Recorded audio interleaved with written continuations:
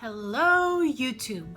I promised a part 2 to this video and by golly, here I am. Apologies on the over 2 weeks delay. Long story short, my family's been in and out of the hospital for the last couple of weeks, which put a necessary halt on all other life matters. So sorry that it took me so long, but now that I'm back, let's jump right into it.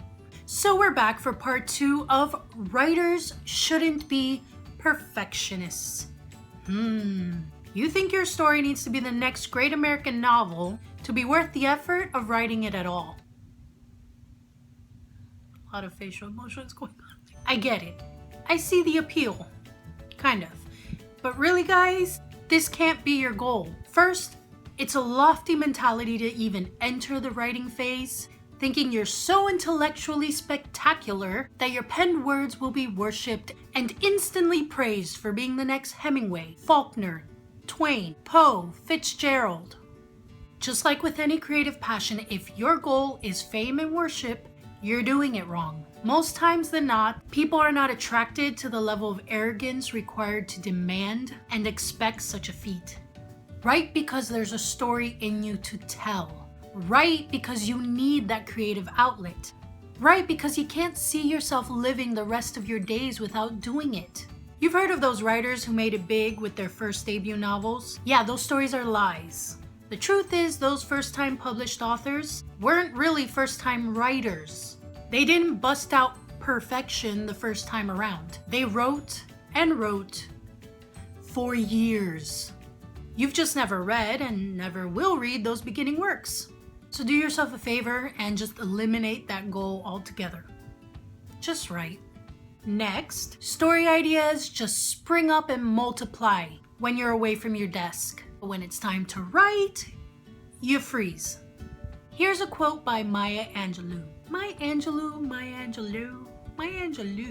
right? What I try to do is write. I may write for 2 weeks. The cat sat on the mat.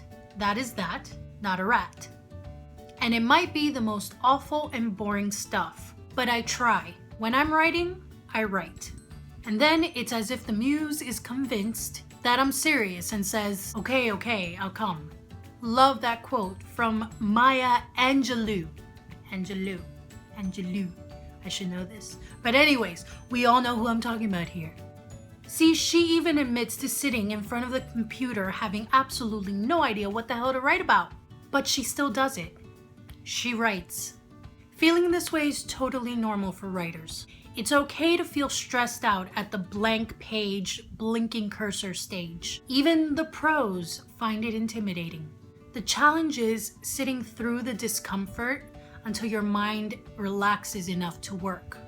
Turn everything else off. Close all the other tabs and apps. Set your phone at a distance you know you're too lazy to reach for, and force yourself to face the blank page. Stare uncomfortably at it and write the cat in the hat over and over and over again if you must. The breakthrough will come. Just don't expect perfection. There will be something freeing to that if you stare at that page, not expecting perfection, and whatever does come, just letting it flow and putting it on the page. Next, you forget to celebrate the small successes, like starting a new story or writing a paragraph. So the point is to focus on effort, not results. Doesn't feel like much. You're probably thinking that it's gonna feel like getting an F3A. Or is it F1A? I don't remember. Back in the school days. You got an A for effort, even if you failed the assignment. But as writers, we cannot look at our success in black and white terms of extremism. In actuality, people who focus on effort are the most resilient, self-mastered people. They try new things and they engage more fully. That's why they succeed with ease. Or so I've read. But it makes sense. When you don't box yourself in this manicured bundle of expectations, you allow yourself to explore, to experiment, which in turn will only help and improve your writing. Small victories. Celebrate them. Remember them. Next, you feel like you never get enough writing done in one sitting. This goes hand in hand with the previous point. Be proud of the time you put in. If you worked for only 30 minutes and ended up with only 30 words, accept that as progress. You did something. and it's one step closer to your goal. Next sign of why writers shouldn't be perfectionists, because it's most likely causing our writer's block. You feel like you can't write if you don't know where the story is going. Here's another quote, and I may butcher his last name because I don't exactly know who this is, but I like the quote. I believe it's E.L. Doctorow. Writing is like driving at night in the fog. You can only see as far as your headlights, but you can make the whole trip that way. Writing is a process. How many times have you heard me say that word? Now trust me, I am preaching to the choir here. I too forget that books need to go through multiple drafts. It's not perfect the first time, the second, or even the third time around. So if you're still not sure about the details of where your story is heading, just keep writing what you do know. In the end, you'll find the missing pieces and fill them. Then you'll delete those words and write better ones 1,000 times until it's done.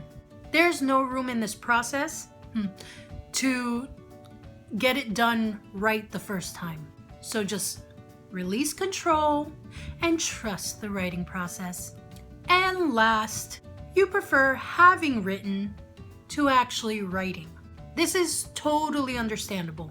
Writing is therapeutic and, as we have established, hard work. So it makes sense to love the relief and sense of accomplishment that comes with having written. But if you find yourself dreading the writing process more often than not, maybe you're taking it too seriously. Try to remember why you wanted to write in the first place. It's normal to get to the point where you wish the story would just write and finish itself, but push through this. And remember why you love this story, these characters, and how much you want others to meet them. So again, the struggle is real, but you are not alone. Relinquish control, let perfectionism go, because writers shouldn't be perfectionists. It only holds us back. It creates a whole slew of mind games that ends up causing a ton of procrastination, and in the end we feel completely blocked and we don't actually move forward with our writing. So to move on from this, we just need to put a little fire under our asses, give ourselves deadlines, and just get the draft done. Hush the perfectionist inside and let's write. Thanks again to MandyWALLACE.com for this great article that inspired this video. This concludes the two-part video saga, it's not a saga, of why writers shouldn't be perfectionists and how it's killing our dreams and it's causing writer's block and it's perpetuating procrastinism, and I'm ranting and I'm gonna stop. All of these things I have felt at one point or another, I have done at one point or another, so I know that most definitely I am not alone. Give this video a thumbs up if you liked it and you want to continue seeing more videos on writing. Also, if this is your first time here, hey, hi, how are you? Welcome to Coffee Reading Writing channel. We ask that you subscribe. There is a button that I never know where it is, but it's somewhere in the vicinity of my face. There. Yeah. Click that button and subscribe so you don't miss out every time we put out a new video. We have a few new mugs in our shop, so you guys should go check that out at coffeereadingwriting.com. Also, we now have some really awesome new brand reps on Instagram.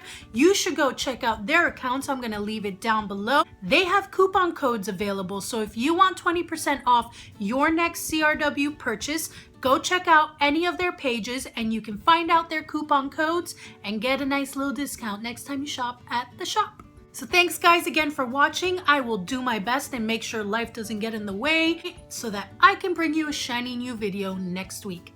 Thank you guys so much for always sticking around and for your awesome support. And I'll see you again next time with more randomness.